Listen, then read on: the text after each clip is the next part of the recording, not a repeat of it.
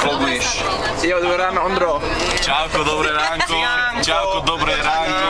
A v noci bude 7 stupňov, že vraj, keď budeme hrať. Aj, čo budeme hrať? Boyband. To je pozitívne. Hlavne do Košic, čo je asi taká cesta, keď ideš teraz do Chorvátska.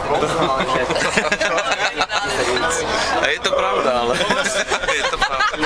Tak toto prvá prídavka na prvý blok v novom sezóne od Boyband muzika. 7 stupňov bude to, 7 stupňov bude ráno. 7 stupňov bude v Košice, tak uvidíme.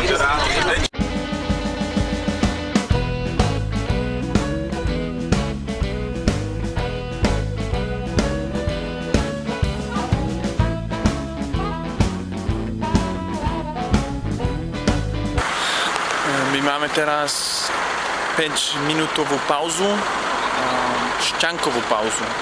Odcikal som kríček vedľa automobilárky. Za 30 minút sme už tam.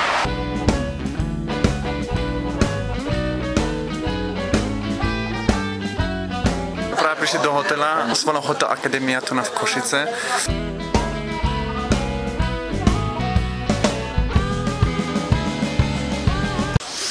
A tu na dneska večer 7:30 budeme hrať Boyband. Wow. Máš náladu ešte na toto, ty kokos? Pozri, aké to je veľké a málo hlboké to je. Necítim sa dobre. Som z toho celý taký nejaký bez seba. Dúfam, že to dopadne dobre.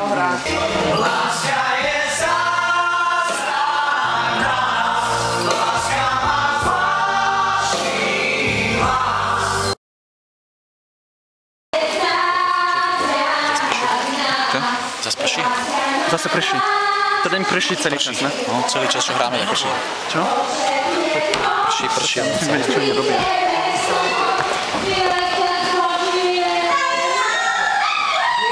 Super. Je to dramatické. To sú dramatické hodiny teraz momentálne, hrozný prší a nevieme čo a ako a čo ďalej. Bangladeš, ak počúvate šprusanský, Bangladeš, momentálne tu na v Košice, je to napeče. Ale potrebovali sme Andra niekoho, ako je vytrel po hlavi.